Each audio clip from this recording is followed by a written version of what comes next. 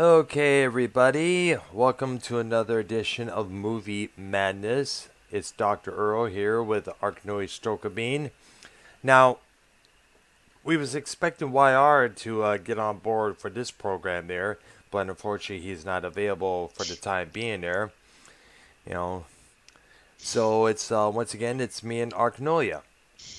Now, tonight we got something here that was actually was planned at long time ago. Actually, not really a long time ago, but actually was planned at last week. Right. And this was a look at all the Star Trek movies out there. And for what I understand, that's about 13 of them. 13 of them, believe it or not. That's more than Star Wars its own self, which was a total of 9 movies altogether. Now, Star Trek, started out in the 1960s as a TV series created by Gene Roddenberry. It was a very groundbreaking program because it was about exploring new worlds. It wasn't just about that. It was not about the storylines and how they often relate to modern times of today when you think about it there.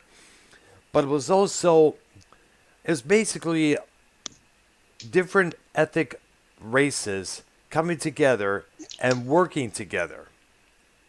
Now, this was mentioned on a program that I was listening to back as a teenager.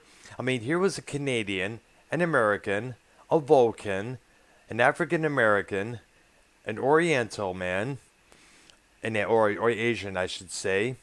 Here was a Scottish man, a British man, all working together as a And Russian. unit. And Russian as well, that's right there. Now, there's been multiple TV series based on Gene Roddenberry's creation there, including the animated series, The Next Generation. We have, of course, Deep Space Nine, that lasted for a good number of years. Star Trek Voyager. We also had, believe it or not, Picard, which is now on Paramount Plus.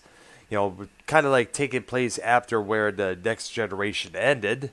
I mean, like, it's hard to believe to see Worf with gray hair, let alone Data with gray hair.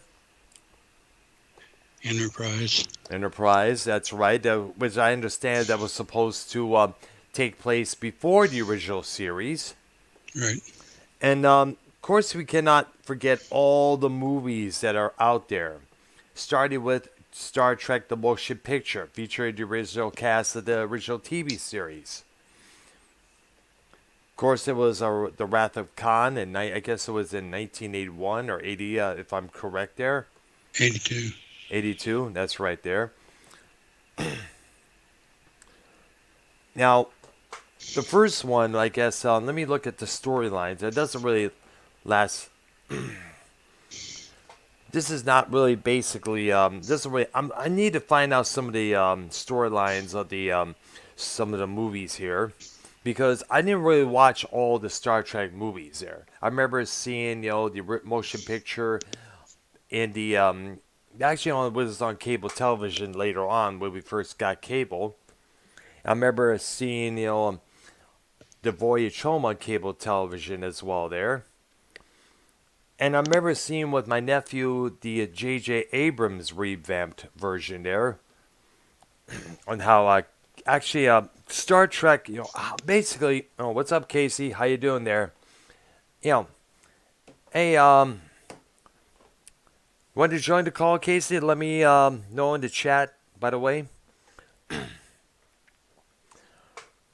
Anyways, many movies out there like Nemesis, Insurrection, First Contact, Generations, The Undiscovered Country, The Voyage Home, The Final Frontier. This was also a crossover into the Next Generation, as you could tell there. I mean, there was a movie where both generations, get together to battle on this here entity there. And I guess in one of the movies, if I'm correct, Captain Kirk dies, if I'm correct. Yeah, but I don't remember which one. I'm not too sure either. Remember, It's been a while. Around that time those movies came out, I was out there doing my own thing. I was doing a lot of. I was doing a lot of going out. To this venue, that spot there, this area, that spot there. I was doing a lot of things there, so I didn't really have much time for movies. I was an out and about person. They exploring this area, that area there, going where no man has ever went before, as the tagline used to say in the original series there. Now, and Art Stevens stated the last week and a couple times before that he did not see all the movies himself there. I have yet to see Into Darkness, which we first got a glimpse of the Nemesis, Khan, and of course, Star Trek Beyond. I don't know much about that there.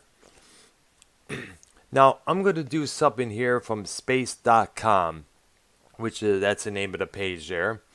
And it says here, the first thing you need to know about the Star Trek movies is that they travel back and forth in time. They also diverge into two, for now, different timelines. The movies of the original crew, well, the first iteration of them, more on that later, are all in what is known as the prime timeline. Within the prime timeline, the movies are split between the original series and then later the Next Generation series, which leaded up to the Next Generation movies. Now, we're going to start with the first one here. This movie from 1979 brought the voyages of the USS Enterprise onto the big screen. An energy cloud is making its way towards the planet Earth, destroying everything in its path. Kirk and his boys and gals are intercepted and discovered an ancient NASA probe at the heart of this cloud. Voyager, now known as V, possibly GER. V'ger. V'ger, okay there. Encountered a planet of living machines, learned all it could, and returned home to report its findings, only to find no one knew how to answer. It is a slow-paced movie, and the costumes are about as 1970s as it comes. But there's the classic Star Trek at the heart of this movie. 1982 brought the second Star Trek movie, The Wrath of Khan, with what's his name? Ricardo Montalban. Yep, from Fantasy Island as their nemesis, Khan. Reprised his role from the original series. That's right there. And, excuse me there. It was a sequel to the events of the Space Seed episode from the original series. Khan is a retelling of Moby Dick with a Khan throwing reason into the wind as he haunts his nemesis, Captain James T. Kirk. Montalban delivers a pitch-perfect performance, giving us a Khan with charisma and obsession in both equal parts. Now, number 3, The Search for Spock, came out in 1984, and this one had everyone buzzing because at the end of this movie, Spock dies. At the end of 2. Yeah, that's right. At the end of 2, that's right. End of 2 is my bad. All right, like I said, it's been so long there. Now, the third entry set up his premises for his return, with the creation of the Genesis planet, essentially a heist movie in reverse. The Search for Spock has the crew define orders from Starfleet in an attempt to reunite Spock's consciousness with his newly rejuvenated body. And some say this was not that good of a movie, but it does include two important events. One, the rebirth of Spock, and the death of Kirk's son at the hands of the Klingons. Remember, back then they were a nemesis one another there. It would be after, I guess, before the Next Generation started, that they would become allies. I guess in one of the later movies with the original cast, we find out the real reason, what was the issue between both sides there. Now, of course, the one I saw on cable TV, The Voyage Home. And this came out in 19... And what's the what again? The whale one. The whale one, yeah. That's right. And this was a lot more funny as well when you think about it there. And this was also where I guess we got to see the directorial skills of Leonard Nimoy, who did all the directing of the movies, except for one, which was directed by William Shatner, I guess. Now, the odds are very high, and they say that The Voyage Home is a funny film in a lot of ways, whereas the mission isn't destruction but creation, or more accurately, repairing the devastating effects of mankind's ecological short sightedness. Alright, what the hell am I doing here? I hate when this happens. Okay. These little advertisements come in, and all of a sudden, boom, you try to click on something, and something gets in the way, which I do not appreciate. Okay. A probe arrives at Earth, knocking out all the power of everything in its path, and it looks for someone to respond to its message. Yeah, that happens a lot. This time, however, the intended recipient is the long extinct blue whale. To save Earth, Kirk, Spock, and everybody else go back to the 1980s San Francisco to snag some blue whales. The eco-messaging isn't exactly subtle, but it doesn't get in the way of a highly enjoyable movie there.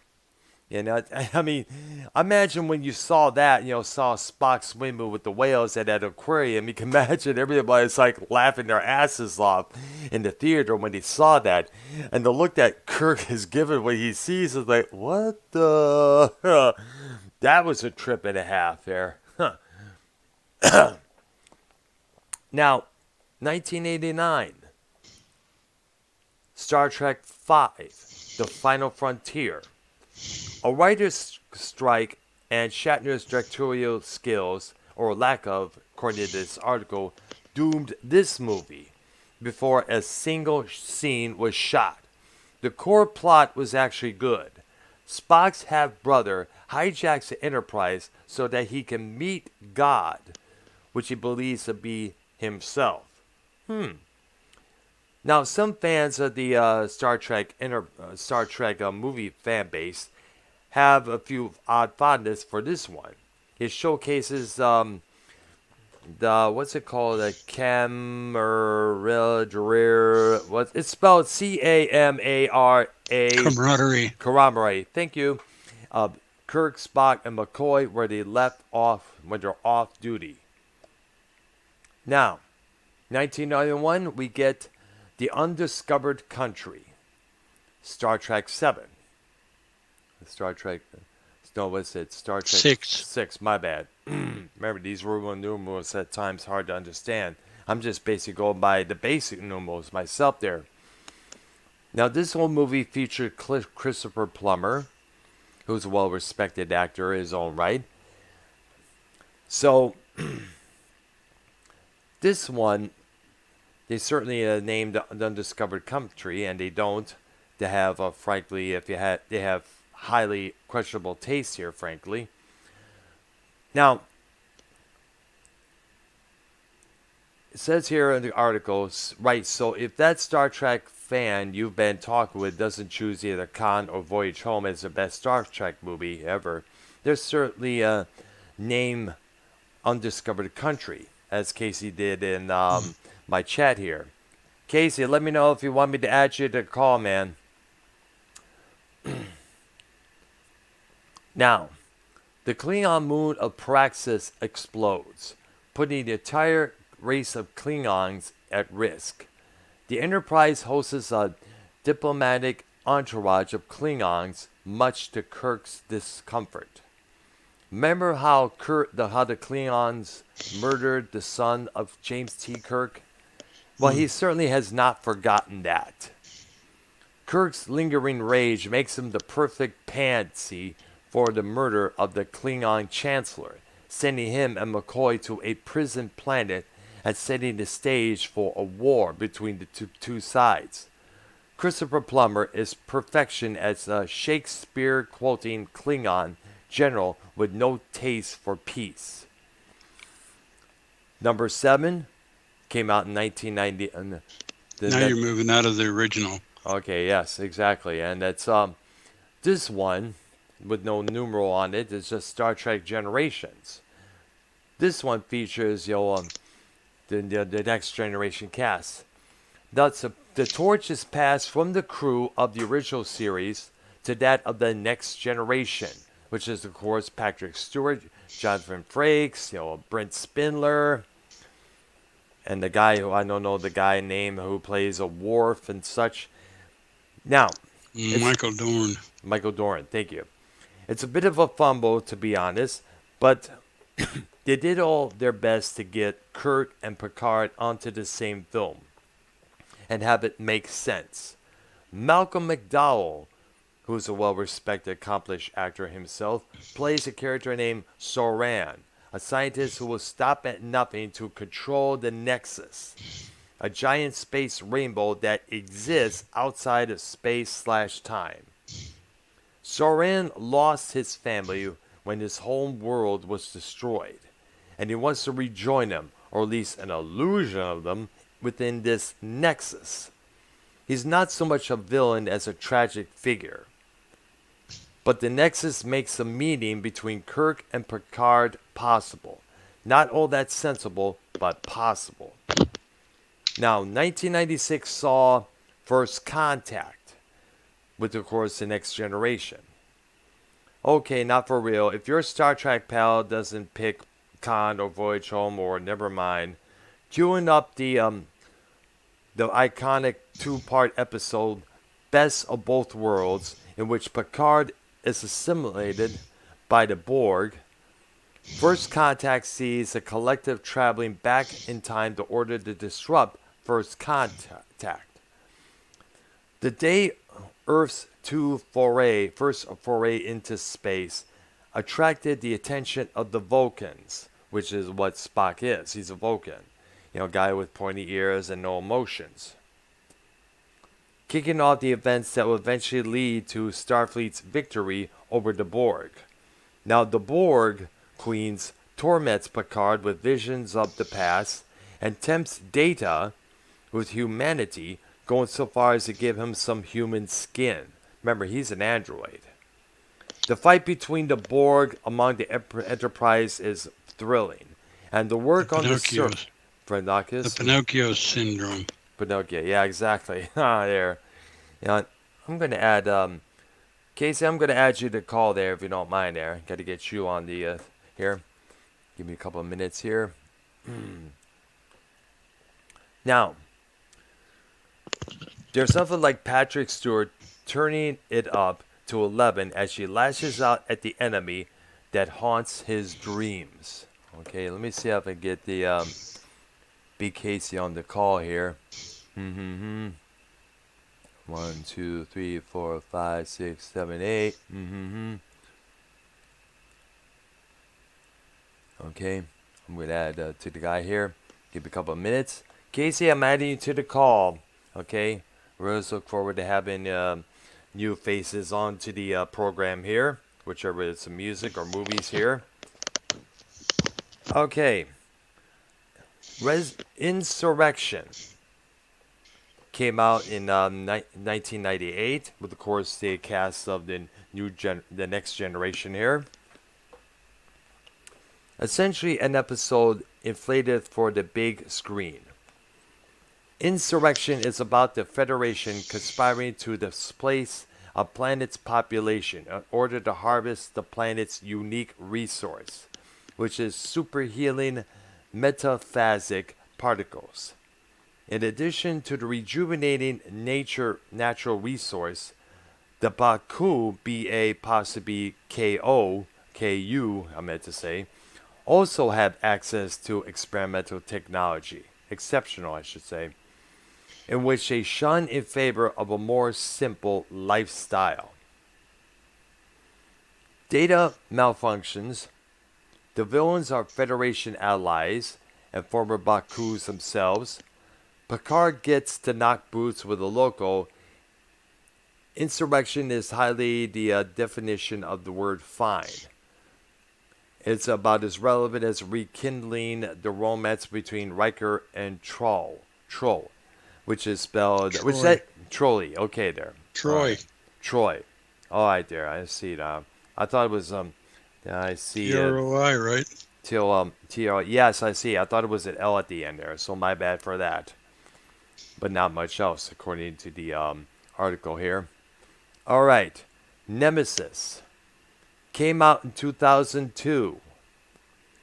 Before he mumbled his way onto our hearts as Bane, the Batman villain in The Dark Knight Rises, Tom Hardy was Shizan, a clone of Picard the Romanians created in an eventually Romulans, okay, created an eventually abandoned attempt to infiltrate Starfleet. Shizan is dying, and all that will save him is a transfusion of Picard's blood. Unfortunately, Shizan also happens to be a megalomaniac who happens to want to destroy all life on planet Earth, and maybe a few other planets too, if he's feeling that saucy. Now, Nemesis is notable mostly for killing Data with a noble sacrifice, only to resurrect him moments later, in the duplicate body found earlier by the Enterprise crew. The last of the prime timeline movies failed to impress at the box office, so it was a few years before anybody tried to bring the Enterprise back onto the big screen. Rather than lean on any of the TV crews, this new slate of movies will serve as a reboot. And we're talking about, of course, the J.J. Abrams reboot. Of course, J.J. Abrams, best known for his work on programs like Alias with Jennifer Garner and a couple other movies.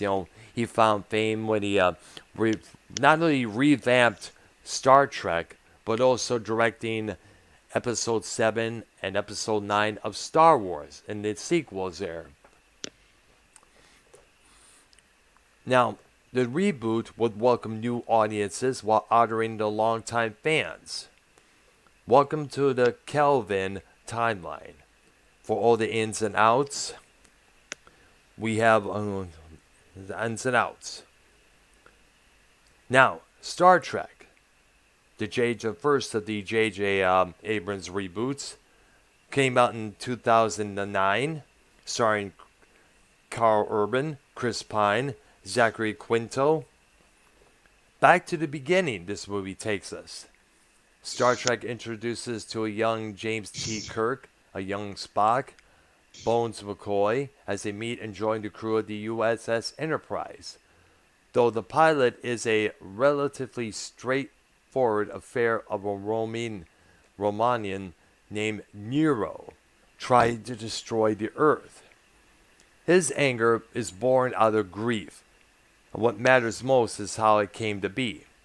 In the future, Spock, the prime timeline version, tries to save Romulus from being destroyed by a supernova, but fails. Both his ship and Nero's are kicked back into time, setting off a chain of events that diverge it from the original true timeline.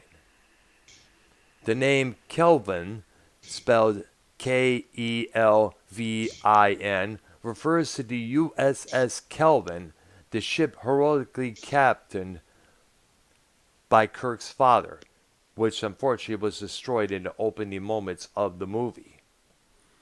Into Darkness, the second of the Abrams franchise, or of Abrams reboot. It comes out in 2013. And the benefit of the Kelvin timeline is that it not only shows Star Trek to explore canon material, such as Khan, the same Khan as the Wrath of Khan when he was younger, but to do something completely new with it. Khan features heavily Into Darkness, but he has no beef with Kirk.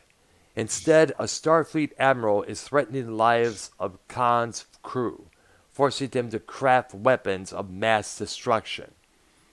Khan eventually eludes captivity and strikes down against Starfleet, killing Captain Pike, a few others in the process. Kirk and company eventually take Khan down, but not before Kirk sacrifices himself to save the crew. Don't worry, these things don't last that long in Star Trek timelines. As Kirk gets better moments later thanks to check notes, which is Khan's super blood. Alright. The next one up came out in 2016, Beyond. Beyond learns of the camaraderie that Kirk, Spock, McCoy now that they have had some time together, much to the movie's benefit. The Enterprise is lured into this place called Al-Tamid, if I'm correct, that's how it's pronounced, under false pretenses, leading to much of the crew being marooned on that planet. The architect of the deception was Krall, who wants an opportunity to return to a galaxy where war is the order of the day. Beyond is a specific point in the timeline for two reasons. One, it sadly marked the death of Spock Prime due to the passing of Leonard Nimoy, which was very sad. A lot of Star Trekkies were was upset over that. And second, it communicates in the Enterprise embarking on the culminates in the Star Trek, in the Enterprise embarking on the 5-year mission that started everything back in 1966.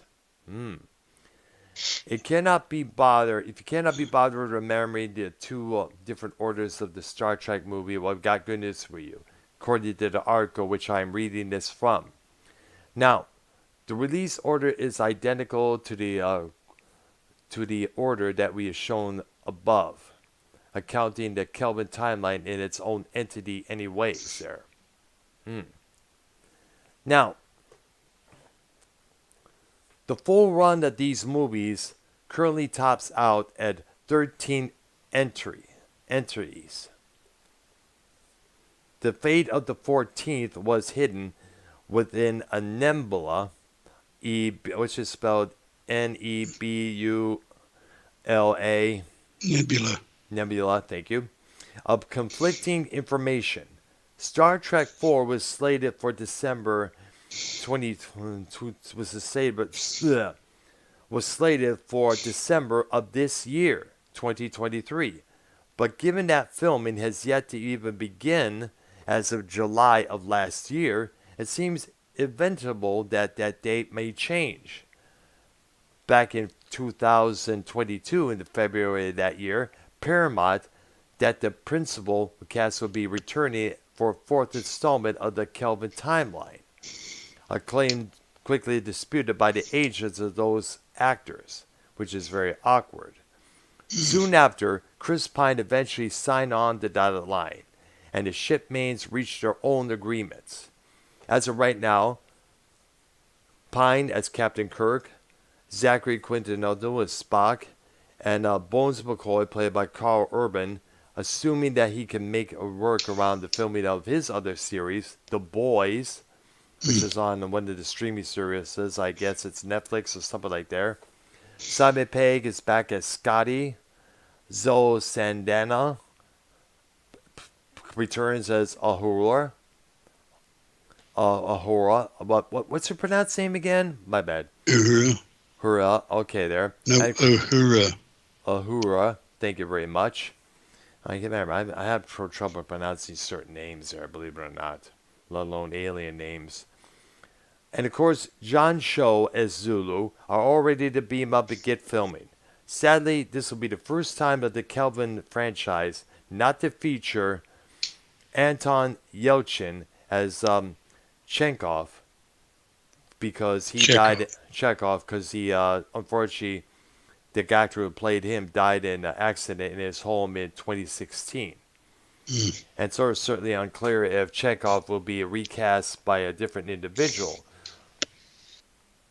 or a different son. That's up in the air right now. And throughout the Kelvin timeline, often referred as the J.J. Abrams Trek by many fans, He won't be directing. Wow.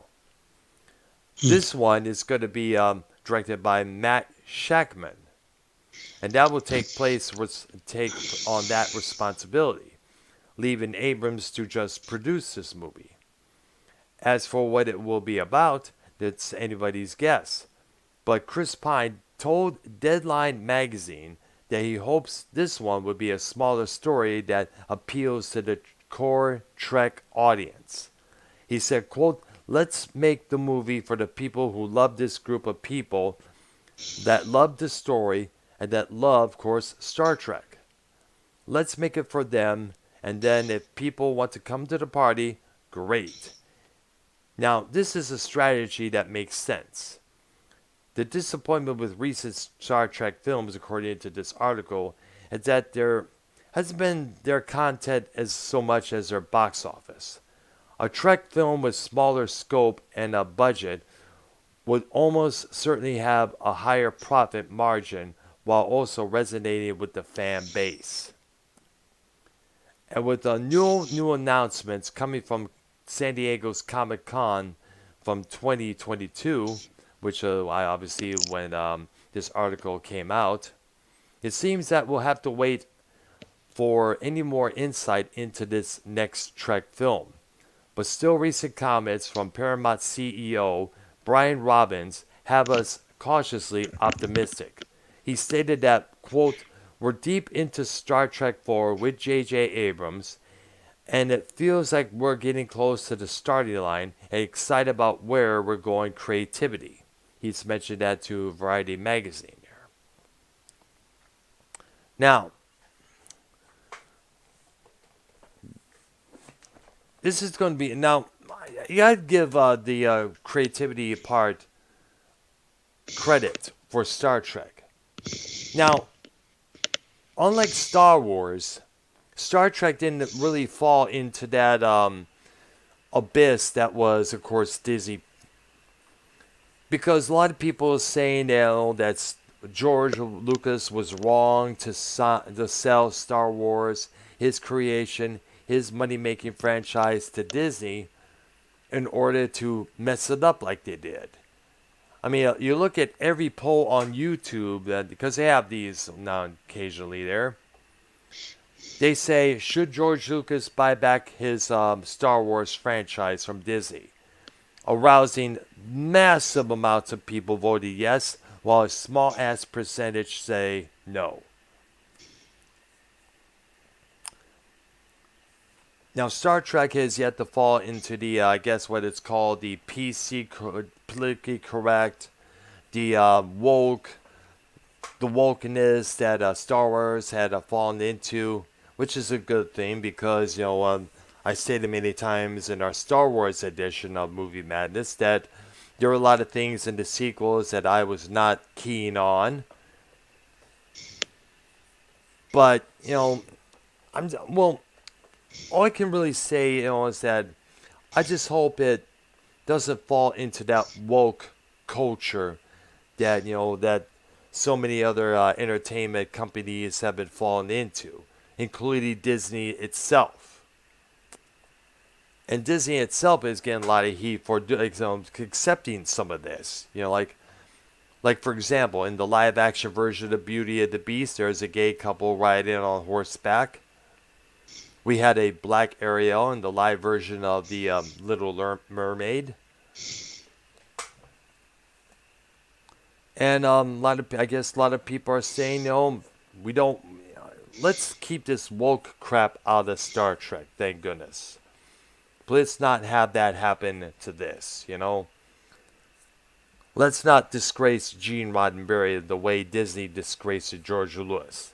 And these are coming from the Star Trek purists, the Star Wars purists out there, the traditionalists of both franchises. And we also got to include what happened with Doctor Who and how lame the storylines under the 13th Doctor were. I mean, my nephew is a big Doctor Who fan. He did not like the 13th Doctor storylines there, let alone the fact that the 13th Doctor was a woman. And now the 14th Doctor is supposed to be a black guy who originated from Rwanda. I guess, a lot of purists like Dave Rose saying there is no Doctor Who no more. Doesn't sound like it. I hadn't seen any of them. Neither have I, but this is what I'm hearing here from the internet as I read up on these articles for research and such there.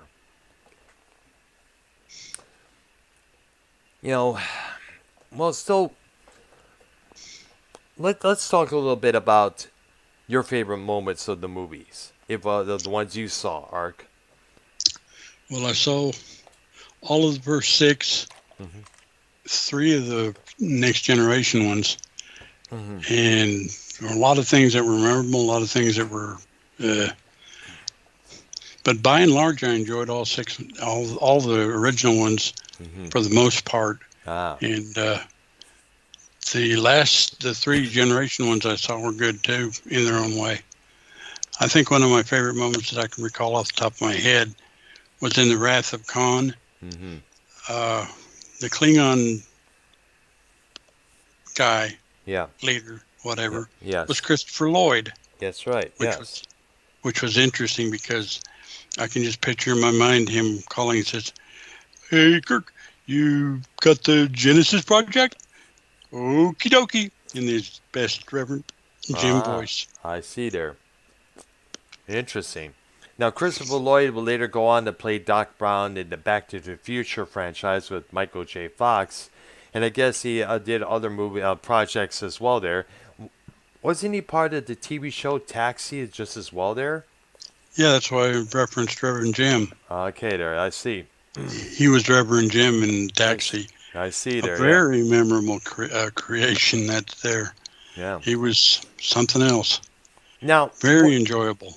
Okay, now I'm trying to remember which Star Trek movie with the original cast or original series cast was where Kirk surrenders to the Klingon, and then and all of a sudden one of the Klingons run up to Kirk as he's brought into the room saying, "Kirk, I apologize." I guess it was a big screw up. I may have been First Contact or Insurrection or one of that movies there, I guess. I'm not too sure. It's been such a long, long time. But I guess it was after that that Enterprise and the Klingons would later become allies. And buddies as well. Yeah. I don't know exactly when that happened. But there were no Klingons on the original cast Enterprise. I know. At all. Really? That's other than Undiscovered Country, where they were trying to get it together. Kirstie Alley was in. Was it that one? I think about it. Was it the third one? I guess, if I remember. The Search for Spock, if I remember. Possibly, but she turned out to be like a double agent or something. Let me look it up. Let me look it up right now. Kirstie Alley, rest in peace to her, by the way. Let me look up. Part of me thinks she was in 6, but I could be wrong. Like I said, let me look it up here because you never know who was in who later make it big in Star Trek there. She was a Vulcan. Okay, that's right. Remember, yeah. Kirstie Alley. Okay. She unfortunately, as you know, passed away last year, December that year. And I guess she was in Wrath of Khan, the second one there. Yeah, that's what it was. And she portrayed the role of Vulcan Starfleet officer Lieutenant Saavik. Right. The Saavik character became popular with Star Trek fans, but Alley chose not to reprise the role for the next 2 film sequels. Actress Robin Curtis succeeded her in that role afterwards. And that role was, that's right there, blah, blah, blah. Okay. Now, here's something else. Did Spock have a wife, according to this? He was, in the original series, he was supposed to have one, but they had to do some kind of a battle that he had to battle Kirk. And that's right. I'm looking at it right now, and her name was T Pring, I guess. Right. T Pring. Almost sounds like T Pain, the rapper singer there. And it was in the original series episode called Amok Time, Right. later annulled, which was she was later, I guess, Nyota Lahora in the reboot films there. Yeah, but I'm looking at some of the images right now. And I guess it doesn't matter because I remember Voyager had a black Vulcan. I understand there. Yeah, I forgot his name. I forgot his name either. I know. I remember, like I said, I never really watched that much of any Star Trek. In fact, but I know that the Next Generation was a massive hit. I understand. Look how long that series lasted. I think it finally went off the air, and what was it? Was it in the 19? What was it? I think it lasted longer than any of the other Star Trek iterations. All of Deep Space Nine came close. Yeah, it's true there. Yeah, and Deep Space Nine was it's just this one station stuck in the same spot over and over and over. And after a while, you gotta feel pity for the crew up there because you gotta walk by the windows to see the same planets, the same Milky Ways, the same galaxy. It's like, is it ever gonna change for crying out loud, or for God's sakes? Oh, jeez. Yeah. I So, like Deep Space Nine because it had, I guess, what you'd typically call a beginning, huh. the middle story, and an actual ending. Yeah. And also credit it starred Avery Brooks in that as a captain in that particular ship. Now Avery Brooks he was part of an ABC series called that starred Robert Urich called Hawk. Like what was it called? I forgot the name, but it was it takes Vegas. I think the show was titled Mm. Vegas there. The man's name was Vegas. He was played by Robert Urich. And then later on, he got a show of his own based on his character on Vegas. I guess it was called Man Named Hawk. I guess if I'm correct there. Let me look it up there. Yeah, because I don't know at all. Oh yeah, I remember all this one by bit. Man named Hawk, a TV series. Yes, A Man Called Hawk. That was the name of it, and it starred Avery Brooks. It first aired on USA. No, not here in USA. It was on ABC, 1989. And basically, it was an action drama starred Avery Brooks that ran on ABC from January to May 1989, and it was a spin-off. Let me look up a clip here. Blah blah blah blah blah blah blah blah. It was a spin-off of Spencer for Hire. Ah, thank goodness for Wikipedia. I thought it was called Vegas, but I'm now realizing that was a different series. Remember, I wasn't that much of a TV person when I grew up and grew older there. When I was a wee kid, I was watching TV on the Mounts, which and I was in that particular spot that this place was on. This place that whether it's real or somewhere else there. Now, I guess the character was, of course, Hawk, played by Brooks, who first appeared in 1976 novel Promised Land. All right. All right, so definitely credit that Avery Brooks for his portrayal in the Star Trek franchise there. I guess Casey Israel didn't want to come on. I know I'm reading the chat right now, but he said thanks anyway. Now, Patrick Stewart, much credit to him, because not only was he a good captain in the series and in the movies as well, he also branched out in other movies. He also was, of course, Charles Xavier in the X-Men franchise for Marvel. And I guess he's doing a good job as Captain Jean-Luc Picard once again in the series Picard, which of course is on Paramount Plus, which I guess is slowly reuniting members of the Next Generation cast, including Worf, Data, and also bringing back Jerry Ryan as 7 and 9 from the Voyager series. Hmm. Now, my best friend Dennis, shout out to you, Dennis, back in Utica, Michigan. There, hope everything's good with you. His favorite from the Star Trek series, I have to be, I guess his favorite character for the longest time was 7 and 9. And of course, for the obvious reason, she was a hot Hmm. female, she was a hot mama there, had a hot body, and of course she returns, with her hair down, and I guess she's half woman, half human, half human, half Borg.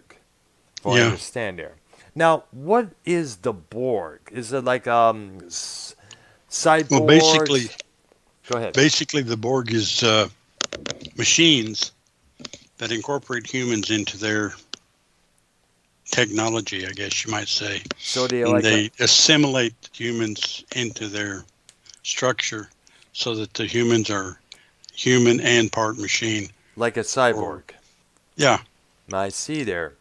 Because it kind of reminds me of the Cyberman from Doctor Who. Because I guess according to one of the storylines, the Cybermen want to make everybody cyber. Men, women, Right. children, animals, you name it there. Everything must be cyber according to them. In fact, here's something else. I gotta look this up here. Well, that's better than the Daleks that wanted to exterminate everybody. That's true, yeah. Exterminate! Yeah. Exterminate! Oh gosh, sure. In fact, here's something else I gotta look up while we're on the subject here. Okay. Let me get this here. Star Trek Doctor Who crossover. Okay, because I remember seeing this on the Google Images there accidentally. It's like, holy cow. Now, it was called The Next Generation Doctor Who Assimilation. It was an 8-issue limited series comic book written by Scott and David Tipton, assisted by Tony Lee on issues 1 to 4 with art by J.K. Woodward. The series is published by IDW Publishing, with the first issue released in May 2012. These were collected in 2 graphic novels published on October 9th, 2012, and the 26th of February in 2013. It is a crossover featuring the science fiction series Doctor Who and Star Trek The Next Generation. In it, the Doctor and his companions, Amy Pod, Rory Williams, which of course, I could tell by the companions that it's the 11th Doctor, played by Matt Smith, encountered the crew of the USS Enterprise and joined together to stop an alliance between the Borg and the Cybermen. On Stardate 45635.2, falling between the star dates of the Next Generation episodes, The Outcast and Cause and Effect, the Federation planet Delta 5 or 4, it's 6 or something like that, I guess it is, comes under attack under a combined force of Borg and the Cybermen, who are first seen in Rise of the Cybermen. This prompted a planetary evacuation. Meanwhile, the TARDIS and the 11th Doctor, Amy Pod, and Rory Williams inside somehow crosses path between universes and lands on the holodeck of the Enterprise D. Though confused and having new memories from this universe, the Doctor meets with the ship's captain, Jean-Luc Picard, and they soon discover the alliance between the Cybermen and the Borg.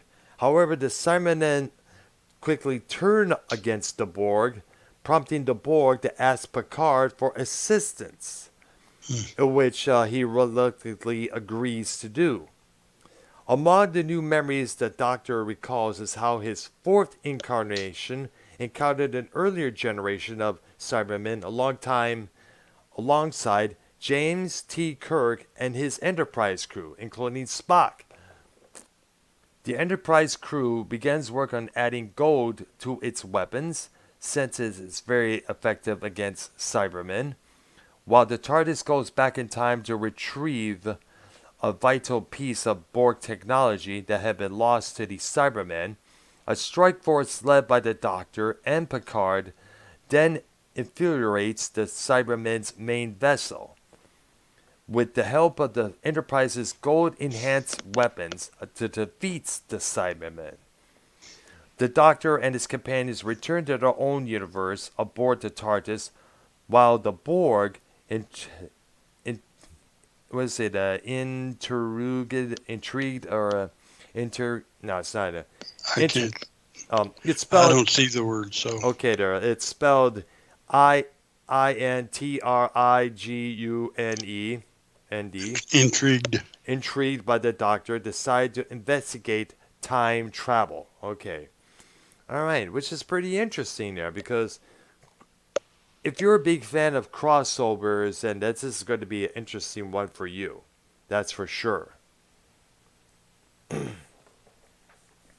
Now, I wonder what would happen if Doctor Who, any of the Doctors, would cross over with anyone from Star Wars, whether it's the Sith Empire or the Rebel Alliance. Your guess I would assume they'd go over the Rebel Alliance. I don't think they would go to the Sith. No, absolutely there. About what would be interesting to see, I remember seeing a photo of this in the in Facebook at one time, on one of those Geek Girls pages there on there. It's like they have Darth Vader with his lightsaber there, and the 11th Doctor with his sonic screwdriver. Now, it's kind of funny to look at when you think about it there. But then again, some crossovers are a lot more interesting there. There was this one photo I posted on Facebook. It's called Alien versus the Empire, which the stormtroopers from Star Wars taking on the species of alien from the movie itself. Yeah. And plus, I have another one of Darth Vader about to fight one of the aliens himself, which is bigger than him. But then again, Darth Vader doesn't give a rat's ass. He doesn't care. Yeah, like he was a beast, that man was, or half man was. Now, yeah, actually, when you think about it, he was kind of a semi-Borg-like cyborg creature. Yep, exactly. Way before the Terminator, when you think about it, there. Which, by the way, next Thursday. Oh yeah, after our wrestling show, because you did say that next Thursday you wanted to do a wrestling show, and I'm thinking. Well, actually, I had two shows, so okay, we need to discuss which one we want to do. Okay, well, definitely. Well, tell you what, let's do our wrestling show for the next two episodes there, and when we come back with Movie Madness, we could definitely discuss the Terminator franchise. That has a lot. There was a lot of movies on that still keep coming up, including a TV series, the Sarah Connor Chronicles. You got to definitely talk about that, that's for sure. And all the many references to that. All right. So I guess this concludes our episode of our look at the Star Trek movie franchise, I guess you could say.